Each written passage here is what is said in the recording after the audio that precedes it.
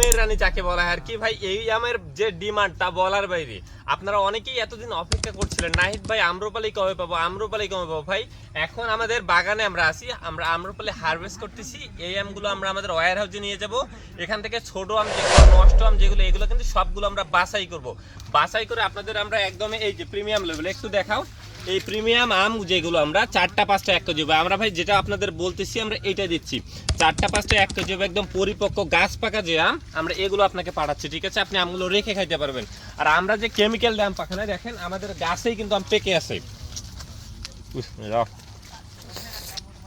ভাই। এই আমের যে স্বাদ তা বলার বাইরে। বললাম তো, আপনি একবার যদি আম্রপালি আম খেয়ে দেখেন আপনি অন্য কোনো আম পছন্দই করবে না, কারণ এই সময়ে আপনার সবচেয়ে কড়া মিষ্টি এবং স্বাদের আম হচ্ছে কি আম্রপালি আম।